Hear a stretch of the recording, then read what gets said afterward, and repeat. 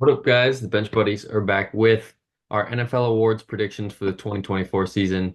In this one, Ethan got a sponsor for us, so we're sponsored by DraftKings in this one. So we'll jump right Yes, into sir. it.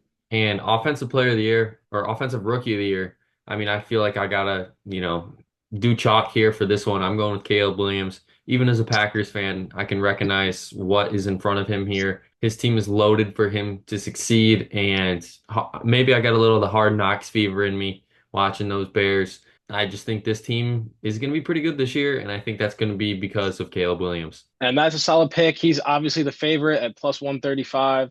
I'm going to go with a little bit more of a dark horse. Still, one of the top candidates for Offensive Rookie of the Year, and that's Marvin Harrison at plus 650. I think he's just going to go crazy this year with Kyler Murray and the offense. Their defense is bad, so they're going to be playing from behind as the number one target and just been a stud wide receiver. I think he's going to be a dog this year and will turn a lot of heads as a top wide receiver in the league right now. Then Defensive Rookie of the Year, I'm going with Terrion Arnold for the Lions, and I think the secondary needs some help for the Lions, and I think he's going to fill that void, at least partially, being a safety, and I think he can really help them eliminate a lot of over-the-top balls. And if that's the case, I think they're going to test him early, and he's going to walk away with some interceptions.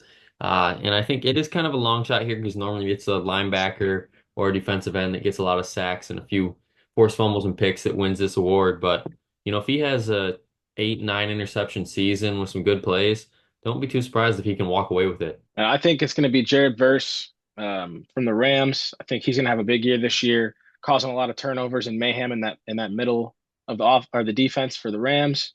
So look for him to be a stud this year at plus 900. I think this is a lock almost here. And then for comeback player of the year, I'm going none other than Kirk Cousins. I think there's a case to be had for at least 5 or 6 quarterbacks here because obviously there were so many injuries last year.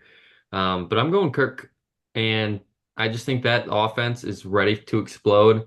They just needed a quarterback for the last 3 years. And when they drafted Pitts, that kind of showed you that, all right, they were kind of going all in to get this offense really good.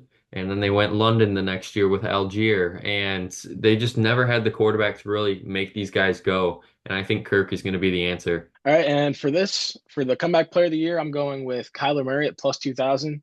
There are a lot of other good options here, like Aaron Rodgers and Joe Burrow. But Kyler Murray with these odds, I think, is almost a steal. I'm not saying he's a lock to get it, but I mean, just really good odds. And I think he has one of the best options out of these other guys to get it. And that offense is going to be needing to score a lot of points. And as long as he doesn't get hurt, I think they will. And he will have no trouble with that rushing ability and with his new weapons on offense for the Cardinals. Now, coach of the year, I think we're going with some guys that aren't the favorite, and I'm going with Raheem Morris because, like I just said, Kirk in that Falcons offense. A new head coach comes in there, and I think he's going to be really a culture setter. Under Arthur Smith, it kind of didn't really seem like the Falcons had an identity, but I think Raheem Morris is going to change that, really make the Falcons one of those better teams in the NFL again, like they were under Matt Ryan. And, you could say, hey, we got the Falcons on our schedule. That's going to be a good game.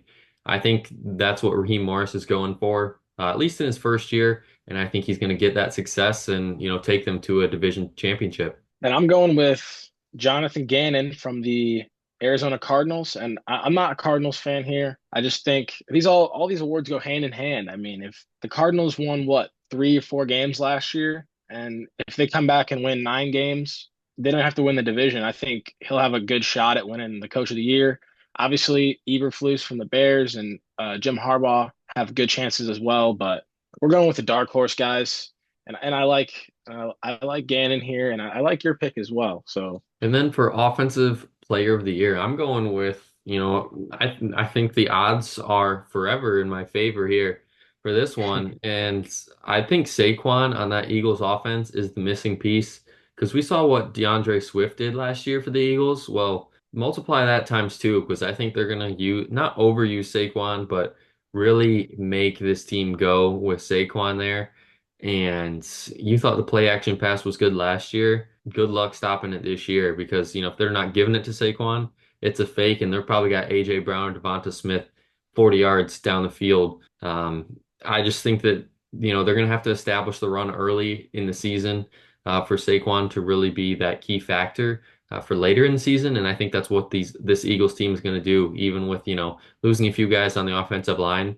I think Saquon himself can make up for that. And we're both going with running backs here. Usually this could be a wide receiver or a running back award, but these are some solid picks. I like Saquon as well, plus 2,200. That feels like a steal. But Bijan, what can you say about Bijan? They drafted him at 7 for a reason, and I think they're really going to utilize him this year out of the backfield. I'm going to take Bijan. He's already an explosive runner, and so I think that pass catching ability will give him the production that he needs. And I think with Kirk Cousins, obviously, will help as well. So yeah, give me Bijan there. And then for Defensive Player of the Year, I'm going with Max Crosby. It was kind of a dart throw for me. I could have went Crosby, Watt, Garrett, Hutchinson, even Micah Parsons. I think they're all, guys that can win this award. So realistically, I'm probably not going to bet this one because I think that any of those guys can win this award. But if I had to pick a favorite, I'm probably going Max Crosby just because he plays with that swagger, makes that Raiders defense tick. I mean, so does TJ Watt, of course. The Raiders under Antonio Pierce, Max Crosby, it looks like took it to a whole nother level for half of the season that Pierce was there. And if that's the case, well, I'd love to see a full season. Yeah, and if you thought that we were going to go this whole video without talking about the Steelers, then you were wrong. So I'm picking TJ Watt. We got to talk about him. I'm taking TJ Watt, Defensive Player of the Year. He gets robbed every year from it. So I think I'm just going to pick him every year. I feel like this is just an obvious one. And then for MVP, I'm not taking my boy Jordan Love, so no Packers are winning any award, but I am taking Joe B, Joe Shiesty, whatever you want to call him, Slim Shady nowadays.